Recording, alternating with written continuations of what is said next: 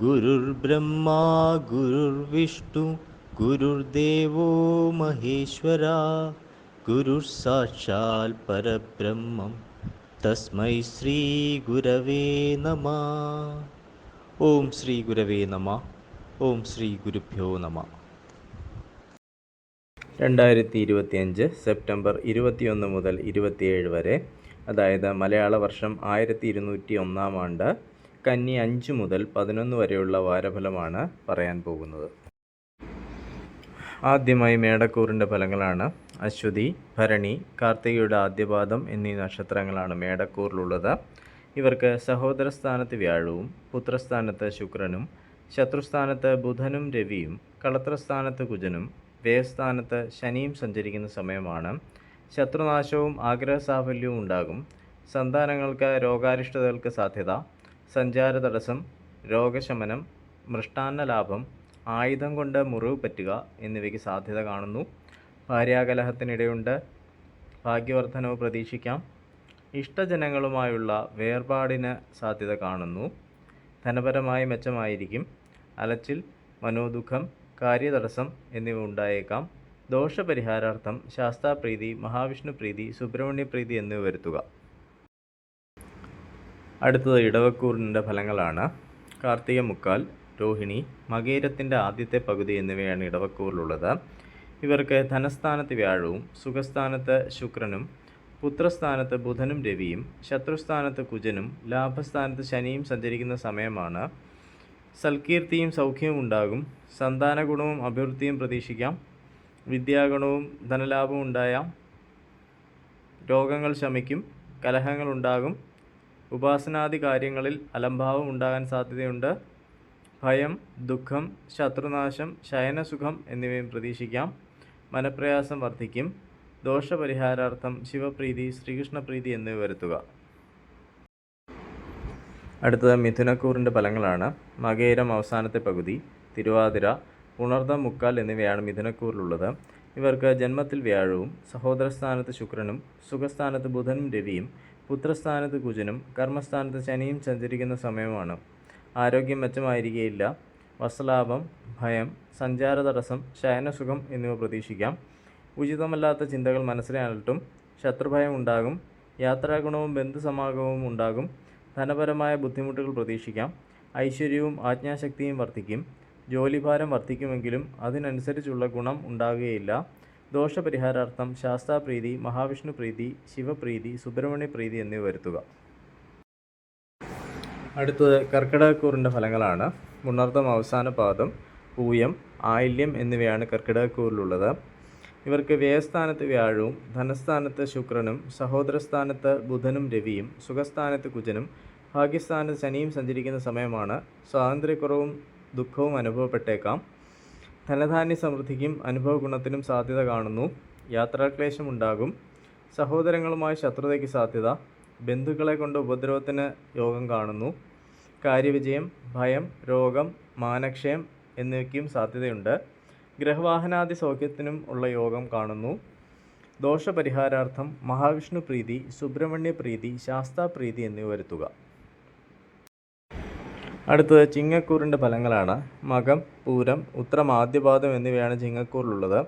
ഇവർക്ക് ലാഭസ്ഥാനത്ത് വ്യാഴവും ജന്മത്തിൽ ശുക്രനും ധനസ്ഥാനത്ത് ബുധനും രവിയും സഹോദരസ്ഥാനത്ത് കുജനും അഷ്ടമത്തിൽ ശനിയും സഞ്ചരിക്കുന്ന സമയമാണ്. വഞ്ചനയിൽ അകപ്പെടാതെ സൂക്ഷിക്കുക. മൃഷ്ടാന്ന ലാഭം, ധനനഷ്ടം, കാര്യവിജയം, ഭയം എന്നിവ പ്രതീക്ഷിക്കാം. ശത്രുനാശവും സന്തോഷവും ഉണ്ടാകും. സംസാരം കൊണ്ട് ഗുണാനുഭവങ്ങൾക്ക് സാധ്യത. അഭീഷ്ടകാര്യസിദ്ധിയും വസ്ത്രാഭരണ ലാഭവും ഉണ്ടാകും. കളത്രസൗഖ്യവും ശയനസുഖവും പ്രതീക്ഷിക്കാം. ആരോഗ്യനില തൃപ്തികരമായിരിക്കുകയില്ല.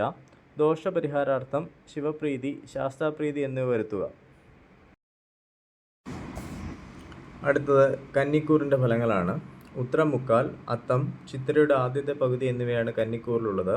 ഇവർക്ക് ജന്മത്തിൽ ബുധനും രവിയും ധനസ്ഥാനത്ത് കുജനും കളത്രസ്ഥാനത്ത് ശനിയും കർമ്മസ്ഥാനത്ത് വ്യാഴവും വ്യയസ്ഥാനത്ത് ശുക്രനും സഞ്ചരിക്കുന്ന സമയമാണ്.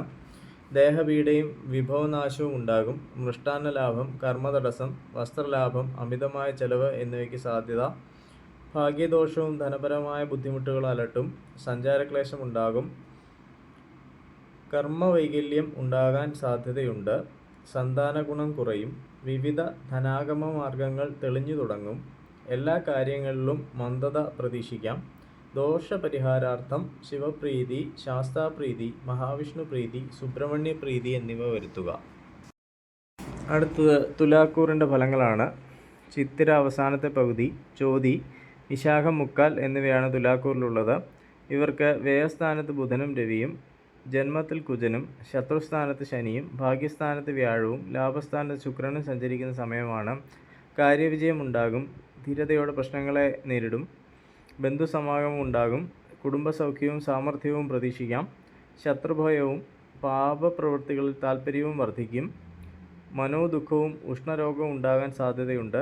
ബന്ധുസമാഗമം, കാര്യതടസ്സം, ശയനസുഖം, കർമ്മതടസ്സം എന്നിവയ്ക്ക് സാധ്യത കാണുന്നു. ധനനഷ്ടമുണ്ടാകാതെ ശ്രദ്ധിക്കുക. ദോഷപരിഹാരാർത്ഥം ശിവപ്രീതി, ശ്രീകൃഷ്ണപ്രീതി, സുബ്രഹ്മണ്യപ്രീതി എന്നിവ വരുത്തുക. അടുത്തത് വൃശ്ചികക്കൂറിൻ്റെ ഫലങ്ങളാണ്. വിശാഖം അവസാന പാദം, അനിഴം, തൃക്കേട്ട എന്നീ നക്ഷത്രങ്ങളാണ് വൃശ്ചികക്കൂറിലുള്ളത്. ഇവർക്ക് ലാഭസ്ഥാനത്ത് ബുധനും രവിയും, വ്യയസ്ഥാനത്ത് കുജനും, പുത്രസ്ഥാനത്ത് ശനിയും, അഷ്ടമത്തിൽ വ്യാഴവും, കർമ്മസ്ഥാനത്ത് ശുക്രനും സഞ്ചരിക്കുന്ന സമയമാണ്. അനുഭവഗുണം വർദ്ധിക്കും. സാമ്പത്തിക സ്ഥിതി മെച്ചപ്പെടും. ശയനസുഖം, തൊഴിൽ പുരോഗതി, സന്തോഷം, കാര്യതടസ്സം എന്നിവ ഉണ്ടാകും. ഉഷ്ണരോഗങ്ങൾ ഉണ്ടാകാൻ സാധ്യതയുണ്ട്. കുടുംബസുഖം, അഭിവൃദ്ധി എന്നിവ പ്രതീക്ഷിക്കാം. അരിഷ്ടതയും സ്വാതന്ത്ര്യക്കുറവും അനുഭവിക്കേണ്ടതായി വരും. തൊഴിലിടത്തിൽ കലഹങ്ങൾ ഉണ്ടാകാൻ സാധ്യതയുണ്ട്. ധനപരമായ ബുദ്ധിമുട്ടുകൾ ഉണ്ടായേക്കാം. ദോഷപരിഹാരാർത്ഥം സുബ്രഹ്മണ്യപ്രീതി, ശാസ്താപ്രീതി, മഹാവിഷ്ണുപ്രീതി എന്നിവ വരുത്തുക. അടുത്തത് ധനുക്കൂറിൻ്റെ ഫലങ്ങളാണ്. മൂലം, പൂരാടം, ഉത്രാടം, ആദ്യപാദം എന്നിവയാണ് ധനുക്കൂറിലുള്ളത്. ഇവർക്ക് കർമ്മസ്ഥാനത്ത് ബുധനും രവിയും, ലാഭസ്ഥാനത്ത് കുജനും, സുഖസ്ഥാനത്ത് ശനിയും, കളത്രസ്ഥാനത്ത് വ്യാഴവും, ഭാഗ്യസ്ഥാനത്ത് ശുക്രനും സഞ്ചരിക്കുന്ന സമയമാണ്. ധനനഷ്ടവും കലഹപ്രവണതയും ഉണ്ടാകാനിടയുണ്ട്. ദാമ്പത്യ സൗഖ്യവും അനുഭവഗുണവും പ്രതീക്ഷിക്കാം. സൽക്കർമ്മങ്ങൾക്ക് വേണ്ടി യാത്ര പോകേണ്ടതായി വരും. നവീനങ്ങളായ ആശയങ്ങൾ ആവിഷ്കരിക്കാൻ ശ്രമിക്കും. ശത്രുനാശമുണ്ടാകും. ആരോഗ്യം മെച്ചപ്പെടും. ഭയം, സർക്കാർ ഗുണാനുഭവങ്ങൾ, സന്തോഷം, കാര്യതടസ്സം എന്നിവ പ്രതീക്ഷിക്കാം. സമസ്ത മേഖലകളിലും വിജയമുണ്ടാകും.